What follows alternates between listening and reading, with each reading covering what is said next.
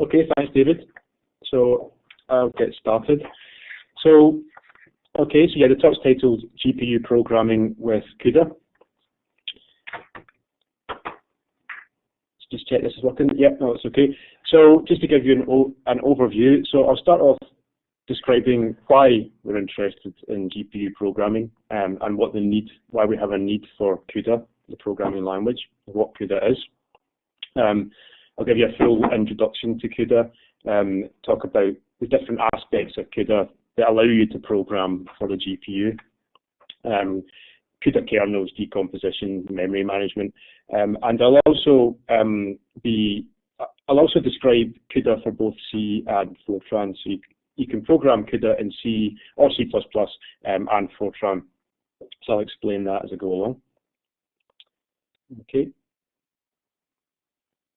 So motivation, first of all.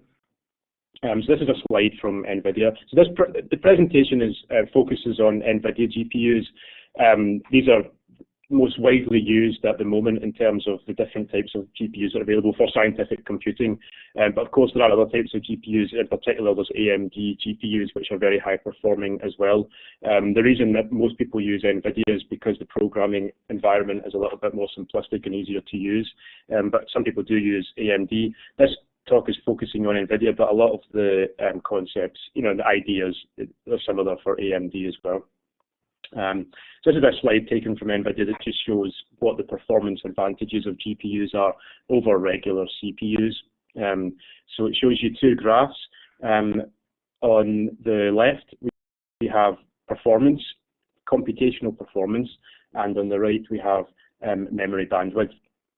And the green line is GPU, high is good here, and the blue line is CPU. So you can see that the performance of the leading GPUs has increased more rapidly than the performance of leading CPUs over the last few years.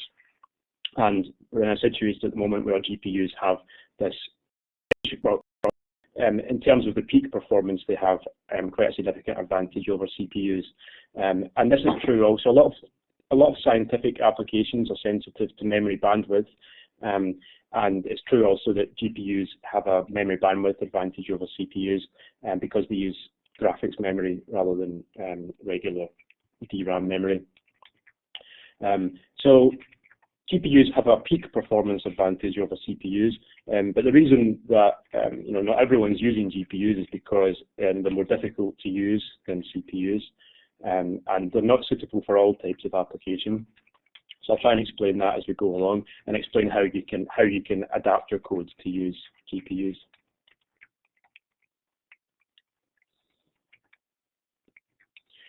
So what you can't do is you can't just take your code that's written in C or C++ or Fortran or whatever and compile it for a GPU.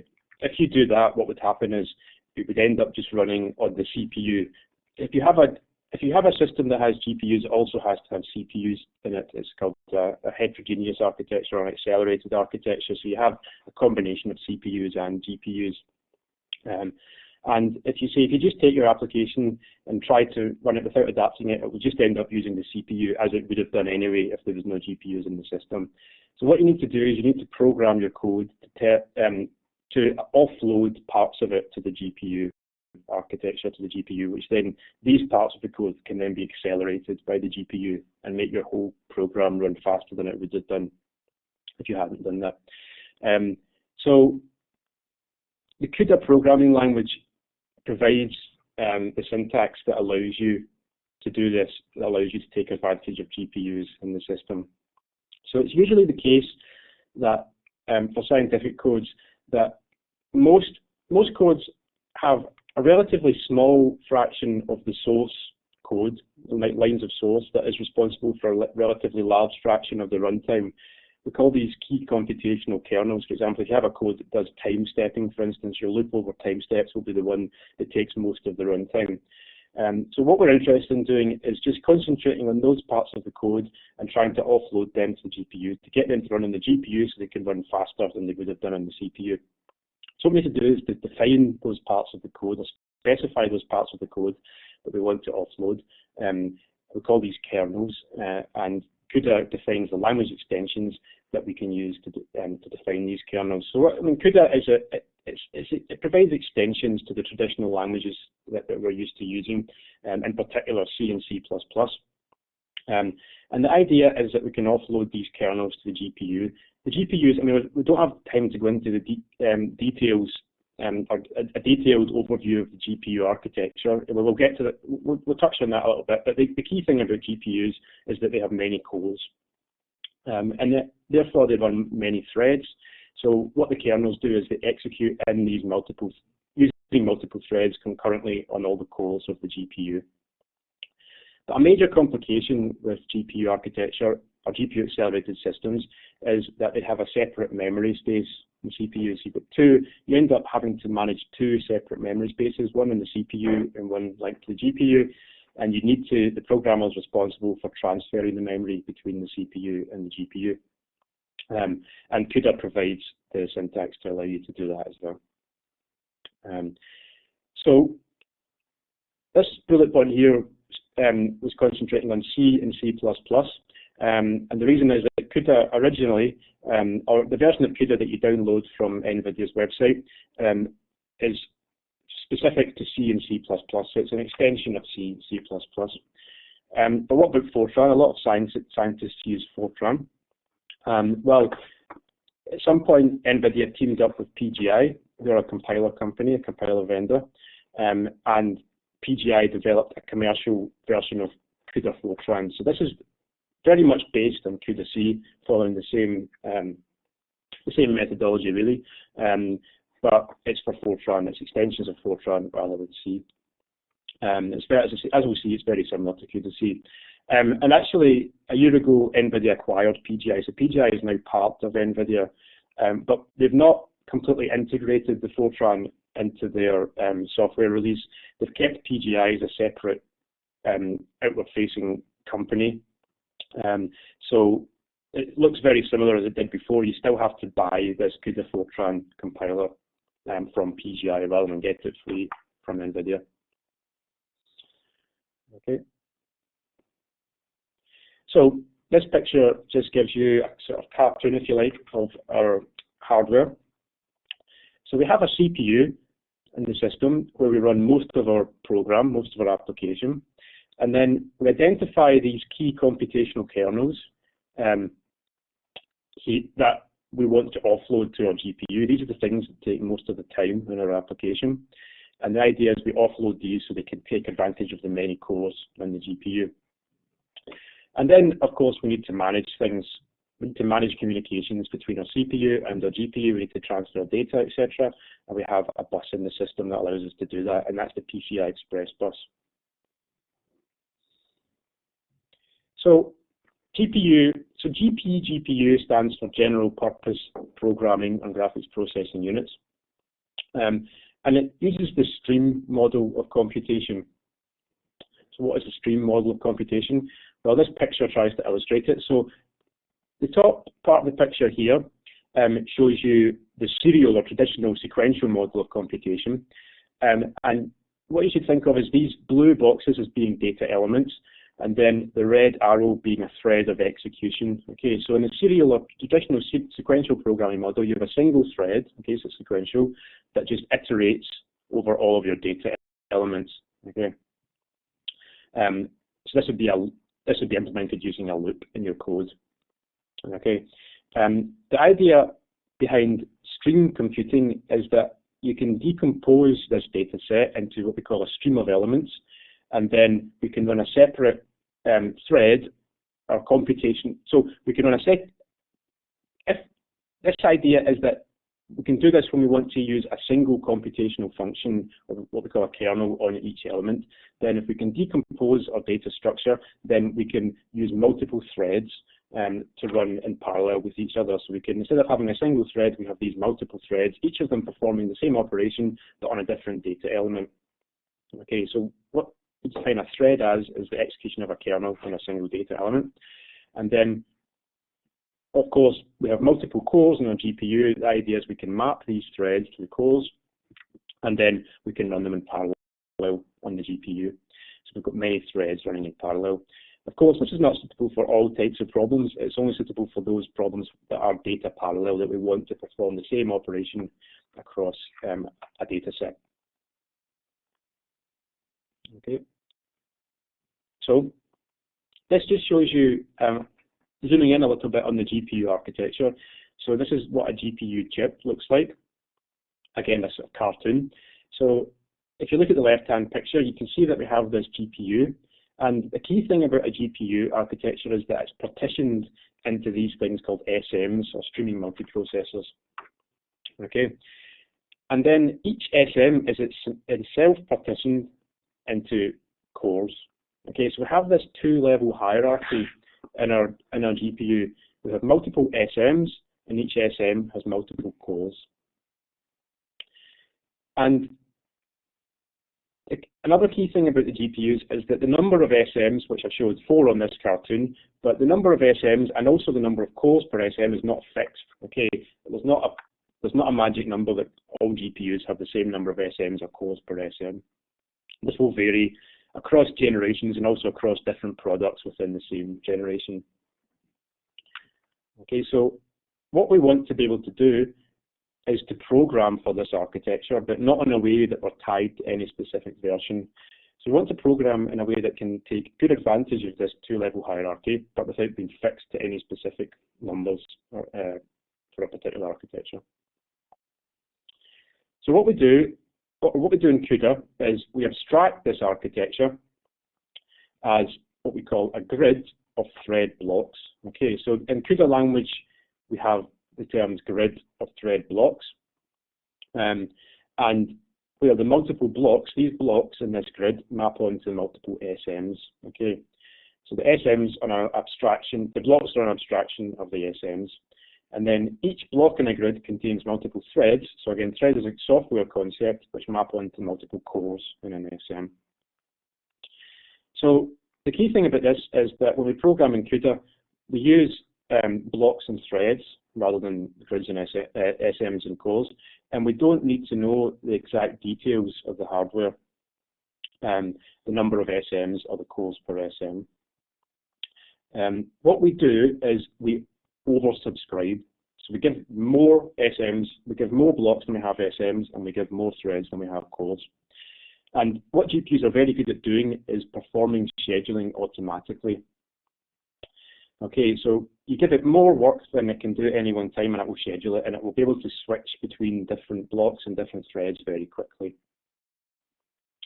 You actually have to do that. You actually have to do this to get good performance. It's not just a case that you want to fill up your GPU. In order to get good performance in the GPU, you actually have to give it more work than it can do at any one time, so it can do this switching. And the reason is, this is getting a little bit more technical now, but the reason is that it will hide memory latencies by doing this.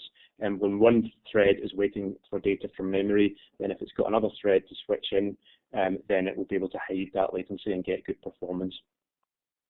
So the key thing is you want to give it more parallelism than it can cope with at any one time, and it will schedule. And then doing this, it means that the same code should in principle be portable and efficient across these different versions of the GPUs, different generations. So I'm going to introduce CUDA properly in a second, but beforehand, I just have to introduce this new type that you have in CUDA, called a DIM3 type. And this is just simply a collection of 3 integers, okay, corresponding to each of the X, Y, and Z directions. So I mean, the reason that it's 3 is that we have 3 dimensions of space, and so what do they call X, Y, and Z? And so for many scientific problems, they're either 1D, 2D, or 3D. So the idea is we've got this DIM3 type, which is just a collection of 3 integers corresponding to X, Y, and Z directions. And C, you declare this using the DIM3 specifier, and you can call it whatever you want, and then you can assign values to this data structure as follows, using this syntax here, where you give it some X value, Y value, and Z value, and you declare it. Fortran is very similar, but you use the type syntax in Fortran, and then you initialize using this DIM3 function call. Okay. I'll come back to that shortly. one more slide here on this. So then if you want to access a component of that after it's been initialized, then in C, you would just use the standard syntax for accessing the component of a struct, the dot operator, to get, for example, the X value here, or in Fortran, the similar Fortran equivalent using the percentage sign. And similarly for the Y and the Z components. So for example, this is a Fortran example. If you have my X, Y, Z values equals dim3, 6, 4, 12, then you would end up giving the X component 6, the Y component 4, and the Z component 12. So if you then access the Z component using this syntax, it would return the value 12. Okay. Right, so I'm just going to now introduce CUDA properly, first of all by way of analogy. So I want you all to pretend that you're not listening to this boring tutorial and pretend you're on holiday in the CUDA hotel. Okay, looks very exciting. So you all check into the hotel, okay, as do everyone else that's in this virtual tutorial. And when you check into the hotel, then the receptionist allocates your room, okay, using the simplest possible mechanism. The receptionist allocates your room in order, okay, so the first person gets room 1, the second person room 2, third person room 3, etc. But the problem is that it gets quite late at night and the receptionist realizes that the hotel is actually less than half full, okay, and he knows how noisy you all are and you're going to all disturb each other, okay, because you're all in rooms next to each other. So the solution is that the receptionist decides that instead of having you in your room I, then he wants to move each of you to a new room 2I, okay? So he's going to basically stride your rooms from the first person should be in room 1, the second in room 3, the third in room 5, etc. So no one's got a neighbour to disturb them. So the problem is, how is he going to do this? So there's a serial solution where the receptionist just gets a pen and paper and goes through each of you and works out, calculates what your new room number is from your old one, okay? But the receptionist is not very bright and it's taking a very long time to do these calculations.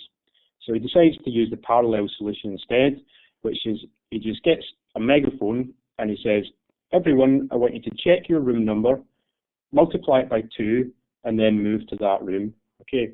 So like everyone's just to go and look at their door to see what room they are, get that number, multiply it by 2, and then that's the new room. They can move to that room. Okay, so that's a parallel solution where everyone works out their own room number. So just looking at this in code, this is the serial solution. We just have a loop. Okay, so we're using C here, so we start at 0 rather than 1. But the serial solution is just you have a loop, and then you have your I is your room number, which corresponds to the loop index. And so you just loop over I, and each iteration you get the result, which is just 2 times I, where I is the loop index. This is of course a parallel loop, so we can parallelize by assigning each iteration to a separate CUDA thread, okay, or in general to a separate thread, but obviously we're looking at CUDA here. So let's look at the CUDA solution, CUDA parallel solution. So there's a few things here that are new. So the first thing to notice is, so this line here, result I equals 2 times I, is exactly the same as what was in our original loop. Okay, this is the body of our loop, but it's not in a loop anymore. It's now in a function. Okay, so we've replaced the loop with a function. We're using this global specifier on our function, and this is just the special CUDA syntax to specify that we want to run this function on the GPU. So this function is going to form a GPU kernel. And also we don't have a loop, so how do we get our I? Okay, where does I come from if we don't have a loop? Well, we use some other CUDA internal syntax to get our room number rather than from a loop index. We use this built-in CUDA syntax thread idx.x. Okay, so this is the equivalent of you looking at your room number. Okay, so you're now in your hotel room or in the body of this function, and you need to work out which thread you correspond to or what your door number is. So you look up this internal variable. It's equivalent of looking at your door number to work out which thread you are. So this function is now going to be executed across multiple threads. So it's going to be executed in parallel, and each thread will be given a separate thread idx.x. That's again like the room number. So you have to think of yourself as being this thread, and then which room number, what's your room number, what's your ID, and you get it by looking at this internal CUDA syntax, which will vary across all the threads. Okay, so that's the idea really, that for mapping our loops to CUDA kernels. So what is this thread idx.x? It's one of these dim3 types, and it's just the X component. Okay, at the moment we're just looking at, because this is an inherently one-dimensional problem, it's just looking at a vector operation, then we're just using this X component. The idea behind having 3 components in these dim3 variables is it allows up to 3-dimensional problems to be dealt with simplistically. So obviously 2-dimensional problems would be matrix manipulations, or 3D problems obviously are very common in science as well. At the moment we're just looking at 1D problems, so that's why we're just looking at the .x component. We'll come back to that. So that's how we define the function. How do we launch it? So again, we use some CUDA syntax, which is these in the red here, these funny brackets or chevrons. What we're doing here is we're launching a kernel. So that my kernel here is just the name of our function that we defined in the previous slide, and the result is just the argument into the function, the data space to store our result. But as I say, we want to launch this function in parallel across multiple threads. So what we do is we specify here what our thread decomposition is. And this is our mapping onto threads and blocks that I talked about earlier. So at the moment, we're just doing the most simple thing possible, which is we're just using a single block, okay? And we're using, and that's why we have this 1, 1, 1. These correspond to the X, Y, and Z components. And again, this is a 1D problem, so we're really only interested in the X component, which is the first one. So the other ones are just 1 by default. The first component, again, we're just saying is 1 here, so we're just using a single block. And of course, we need to then use n threads within that block, where n corresponds to the number of rooms we have, the number of people we have that we're interested in, assigning new rooms. This is the size of our problem. This is a simple way of getting it working, but this is actually not going to perform very well. Oh, actually, I'll come back to why it doesn't perform well, but I'll give you the Fortran equivalent first of all. Fortran is very similar. We have attributes global here instead of the underscore global variable we had in C, and we have the thread IDX %x for our Fortran syntax rather than the .x. And we launch it, and it's the syntax again, it's just equivalent here. But it only uses 1 block, so it's not going to perform well, okay? Because, as I say, the blocks are assigned to SMs, so that means we'd only end up using 1 SM on the GPU. So that means all the other SMs on the GPU would just be idle, and they wouldn't be doing anything, so the performance would be very poor. So in practice, we need to use multiple blocks to utilize all the SMs. Okay, so that's why the model allows us to do this. So this is an equivalent version that will perform much better because it uses multiple blocks. Okay, so now what I'm doing, if we look at the bottom half first of all, I'm setting up the decomposition here. And what I'm doing now is assuming here, for simplicity, I'm assuming that n is some multiple of 256. Okay, so n is a large number, that's some multiple of 256. So what this means is that I've chosen that I want to run 256 threads per block. Okay, and that is just, why have I chosen that? Well, that actually turns out just to be a good number. For architectural reasons in the GPU, typically the number of threads per block you want to run is some small multiple of 32. Okay, so it's going to be, for example, 64, 128, 256, 512 typically. And so what you normally want to do is just choose a number that performs well, and you would probably want to experiment with different numbers to see which one perform well for your case. So you choose the number of threads per block, and then the number of blocks per grid is just dependent on your problem size. So it's n divided by 256. Okay, so say we have 512 as a problem size, then we'd end up using 2 blocks to cover the problem space. For real problems, of course, you won't have things dividing exactly, so there's a little bit more logic in here to deal with that. But that's, yeah, for the purposes of this introductory, we're just going to ignore that. It's easily enough done in practice. So then when we launch that, again, we just launch that using the blocks per grid and threads per block. And our kernel looks very similar to before, but we now need to take account of the fact that we have multiple threads, not multiple blocks as well as the number of threads. So our thread index, our overall thread index is calculated like this, using these other internal variables. It's just a linearization of our blocks and threads. So it's the block index times the number of the block dim.x, just is another internal variable that gives you the number of threads in the block, okay, plus the thread index.x. So this is, again, coming back to the hotel analogy, this is similar to the idea that if you have a hotel that has multiple buildings in it and each has their own numbering system, then you would need to understand what the overall global number of your room was. So to get that, you would need to know what your block number was, or your building number was, plus the number in that building, okay? So, and then that's the equivalent to loop index again, and we can just use it as we did before. Fortran, again, it's exactly equivalent here, so I don't think we need to spend too long on that.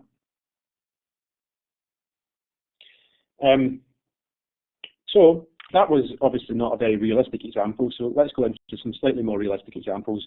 One is just vector addition, so you have two vectors and you want to add them together. And this is very similar.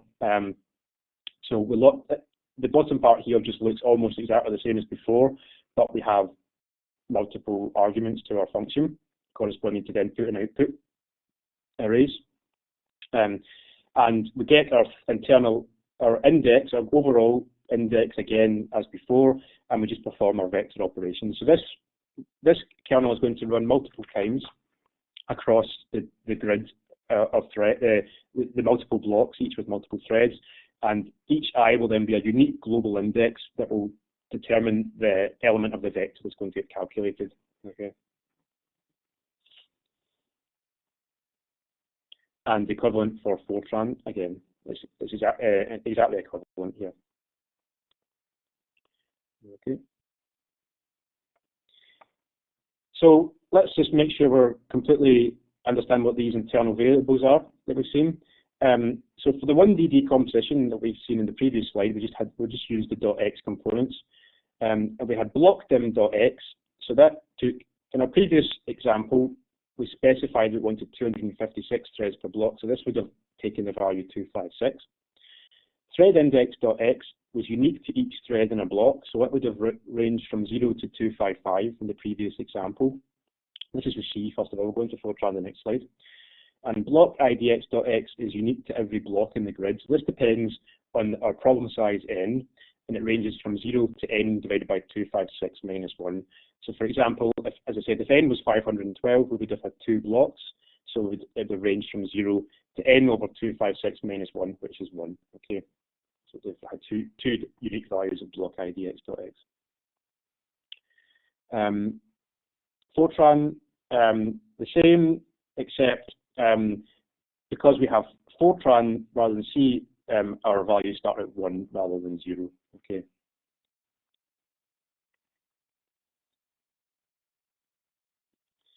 So, as I say, we can also do 2D or 3D examples. So this just gives you an example of two-dimensional. So say we have some matrix problem that's inherently two-dimensional. Then what we want to do is to make use of the .y component as well as the .x component of these internal variables. And when we launch this kernel, we want to launch it with blocks in both of the x and y dimensions. So what we do here is we are specifying the number of threads per block, what here to be 16 by 16. Okay, so in total, we're going to end up again with 256, which is 16 by 16. But we're now just treating these as a 2D array of threads within this block rather than a single one dimension. And similarly, we want to launch with a two-dimensional structure of blocks. So we have n divided by 16 and n divided by 16 in the x and y dimensions. Okay, again, where these all divide nicely. And then to access these in our kernel, we're now using the .y as well as the .x components. Okay, so we have a two-dimensional problem, a matrix addition here, Cij equals Aij plus Bij. So we need our i's and our j's, and we get these from our .x and our .y components. This is equivalent to the 1D version, except we're now accessing in 2 dimensions because of a 2D decomposition. One point worth mentioning here is, why do we have them in this order? Why do we use the GI first and then the I? Well, it turns out that to get good performance, we need to have it so that this thread index.x is that to get good performance, essentially what you need is to have that corresponding to consecutive memory addresses or consecutive elements in your memory space. And that's why we've got it laid out like this, but I won't go into that, some more of a technical detail. That's to allow memory coalescing. Okay.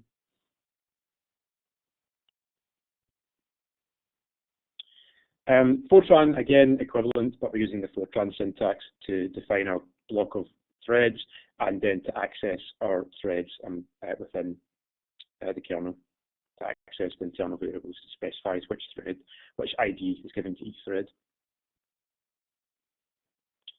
Okay, so let's get back a second to show you. So let's look at, for example, this one again. We're doing this vector addition, and we're taking these values, taking these arguments to specify where our arrays are in memory. So you can see there's a star A as a pointer to this array A here. So what I mentioned earlier, of course, is that these have to be, that the GPU has a separate memory space from the CPU. So when we launch this kernel, then we pass this pointer A in, B and C, and this has to point to data in the GPU memory space in order for this to work. So we have to have functionality to manage the data to get it into the GPU space. And I'll describe that now. So the GPU is a separate memory space from the CPU, and the data accessed in kernels must be in the GPU memory. This is actually not strictly true for the newer versions of GPUs where they're more flexible, but I'm not going into that here because in order to get good performance, you typically want to make sure that your data is on the GPU. Otherwise, it will be very slow. Okay, so we're just assuming that it's strictly true at the moment. And we need to manage the GPU memory and copy data to and from it explicitly. So we have functions or library calls in CUDA that allow us to do that. So if you're familiar with the C malloc, which allocates memory in C, then there's an equivalent called CUDA-malloc, which allocates memory in CUDA on the GPU rather than the CPU. And similarly, CUDA-free will free that releases the memory. So to use this, you would just have your pointer, which you just declare like any other pointer in C. And then you use this call, CUDA-malloc, to allocate the memory. So we have to tell it how much memory you want to allocate. So here we're using floats, and we have n of them. And we pass this the address of our pointer so that the system can fill the pointer. It can write to the pointer to give it the address of the GPU memory space. And then when we use CUDA-free, we can just pass it the name of the pointer and it will free the space associated with that memory. And also we need to copy memory before and after kernels. So after we've allocated it using the previous calls. So what we have are these CUDA memcopy, and again, these are just analogous to the C memcopy functions. So we need to tell these memcopy functions how much data we want to copy, and also which direction it's going. Is it going from the host to device, that's the CPU host, to GPU device, or is it going the other way from the device to the host? So as I say, the device is another name for a GPU, and the host is another name for a CPU. And it's always the case that the destination comes first. Okay, so that's why we've got the device coming first, where we want to copy the memory. And then second is where we want to copy the memory from. So this is going from the host to the device and vice versa for the opposite direction. Okay, now these are actually very slow, these memory copies relative to other speeds in the system. So they need a major optimization strategy for GPUs, again, which we're not going into in this simple introduction, is to try and minimize these memory copies wherever possible. Fortran, again, is similar, but actually there's some things which are a bit easier in Fortran than in C for memory management. And the reason is just because of the differences with the Fortran and C languages. The key difference is that in C, when we declare our pointer, then, as I said before, it's just a normal C pointer. The compiler has no idea whether that's going to end up pointing to the GPU or the CPU. But in Fortran, what you do is you actually tell the compiler, you specify, you give it this device keyword that tells the compiler this is going to point to GPU memory, and it gives the compiler more power to do operations for you. So if the compiler knows this is a device variable, a device pointer, then it can end up, well, it's able to then just use the normal Fortran allocate and deallocate calls to allocate and deallocate memory, so you don't have to use the CUDA equivalents. And similarly, you can use Fortran array syntax to copy between the host, the GPU and the CPU, as you would do normal memory copies in Fortran. But there also exist the standard CUDA functions that are similar to what we saw for C, if you prefer to use these. And there's also other more advanced ones like asynchronous versions that allow you to do overlapping for optimization. Just a little bit about synchronization. So kernel calls are non-blocking. So every time you launch a kernel, so if you look at this code here, if you launch this vector add kernel, as soon as that's launched, this is the code you would have running on your CPU, which would launch the kernel onto the GPU. But as soon as the CPU executes this line, control immediately returns to the CPU, and it will just continue to execute the rest of your program. Okay. So what you need to make sure is you put in a synchronization point to stop your code going on to do work with results that it doesn't yet have if the GPU is not yet finished. If you have this CUDA thread synchronized, then it will wait for the GPU to finish. Okay. It may be possible to do something while you wait. If you have some work that your CPU wants to do that doesn't depend on your result, then you can do that in the meantime, so that's overlapping. If you have a CUDA mem copy after your kernel, then that has a implicit synchronization within it as blocking. But as I said previously, there's non-blocking variants for optimization as well. Okay, so that's synchronization between the CPU and the GPU. What about synchronization on the CPU, on the GPU itself? So you have, let's first of all think about the multiple threads that execute within each block. These can synchronize using this sync threads call. Okay, so some algorithms you want to be able to communicate between the different threads in a block. For example, if you're doing some global operation. So you can do that using this sync threads call. So to give you an example, say you want to pass a value from one thread to another thread. So these values might exist, for example, in the registers of each of the threads. Then you could use some memory space that's shared between these threads that exists on each SM to pass that value. So what you would do here, for example, you could say is if thread index equals 0, so the first thread 0, then you take your value x, which is your private variable to that thread, and then you write it to this shared memory space array. And then you read it again if you're thread 1, you read into your private variable x the copy that exists in this shared space. But in order for this to work right with a race condition, you need to make sure that the threads are synced, that the write is done from thread 0 before the read is done from thread 1. So you can use this sync threads call, which will basically just make sure that all threads wait at that point for all other threads within the block. Okay, so there's quite a lot you can do within each thread of blocks, but it's not possible to communicate between different blocks in a kernel. Okay, so if you've got multiple blocks, then these can't communicate with each other. And the reason is that the system wants to be able to schedule these as it sees fit, so they may be scheduled in any order. So within a single kernel call, it's not possible to pass data between different blocks in that kernel. What you'd have to do is exit that kernel to get a synchronization point and then start a new kernel. Okay, and we're almost done now. How do you actually get CUDA code compiled, etc.? Well, with the CUDA distribution, there's an NVIDIA compiler, NVCC, and you just use that as you would any, like for example GCC.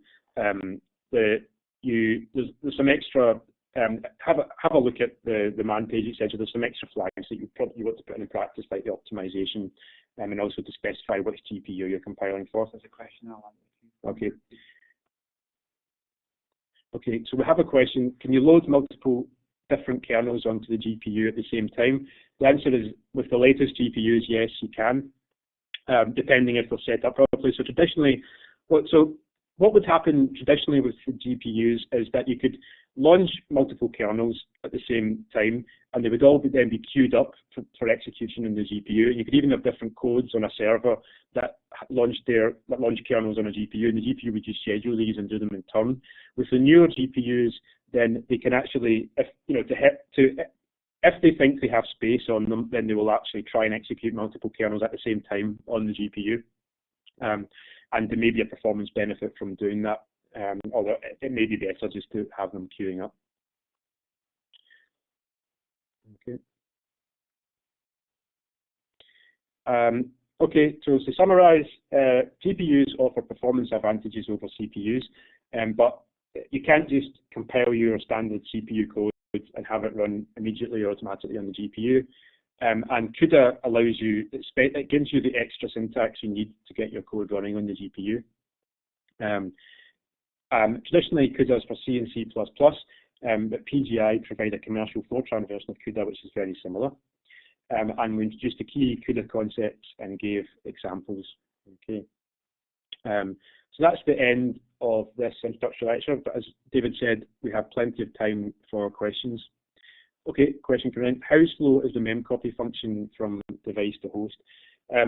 So it's several times slower than, so the important speeds in the system are the bandwidth from the GPU memory into the GPU, okay, and obviously how fast the GPU can compute. But compared to the bandwidth of the GPU memory, it's maybe some order of 10 times slower, something like that. I don't know exactly. You can look up. It's basically the bandwidth of PCI versus the bandwidth of graphics memory, but it's quite a few times slower than the memory into the GPU. So it's really a bottleneck if your code is waiting on these transfers. What you want to do is you want to try and make sure that for your simulation or calculation that you keep your data resident on the GPU as much as possible. Okay, so if you've got, for example, you have a time stepping code, you want to keep your data on the GPU across all the time steps and only copy the data ideally at the start and then back again at the end. Of course, if you have, for example, a parallel code that uses multiple GPUs, you might want to have to copy data to do halo swaps, etc., for MPI. But in that case, you want to restrict the data transfers to only those elements, for example, the edges for a halo swap that you need. So this is one of the key things to try and minimize the amount of data that goes between the device and the host. Yeah. Okay, any more questions?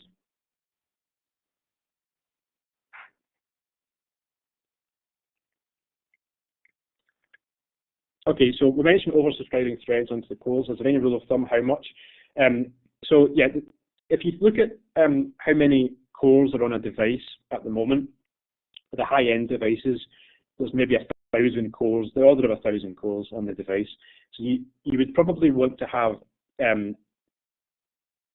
tens or hundreds of thousands of threads. So yeah, 10 to 100 probably would give you good performance.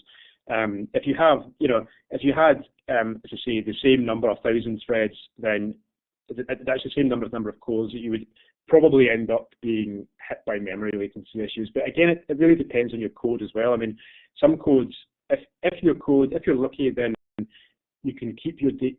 If you can keep your data, if it can be cached on-chip memories on the GPU, then you won't need to access the global memory and you won't be hit by these latency issues. So it may be that your code is lucky and you can get good performance without oversubscribing too much. It really depends on the code. But typically I would try and get 10 times at least more to get good performance. Yeah.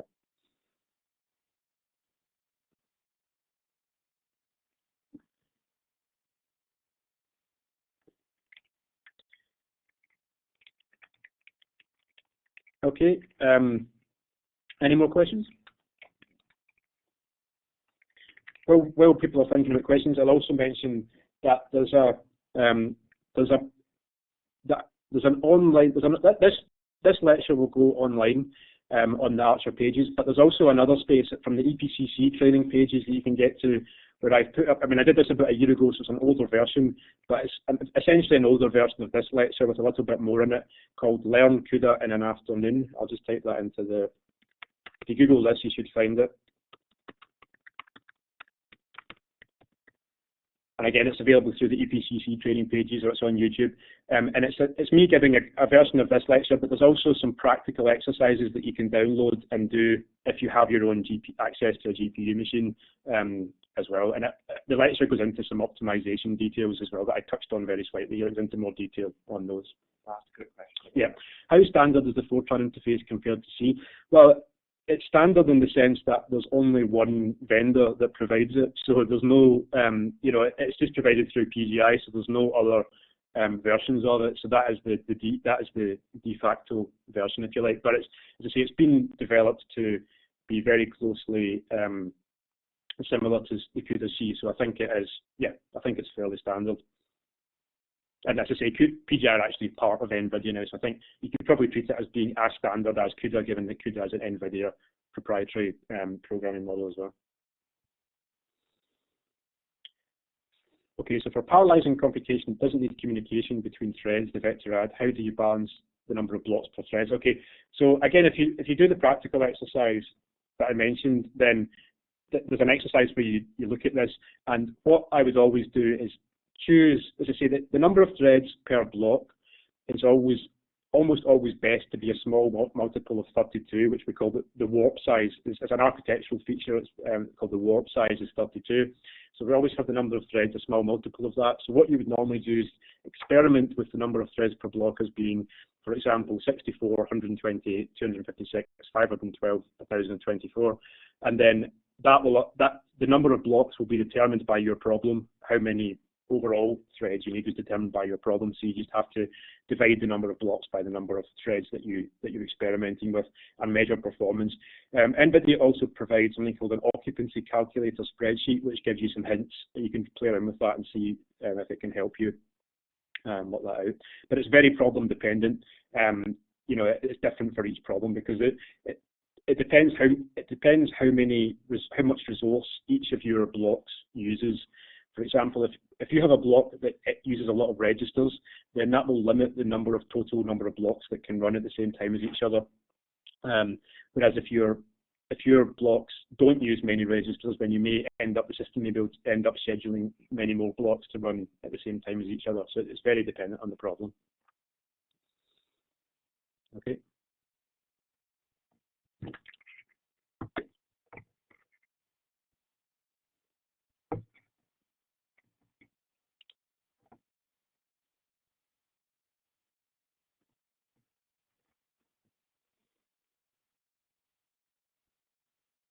Okay, I don't see anyone else writing, so if anyone's got any last questions, it's measure time.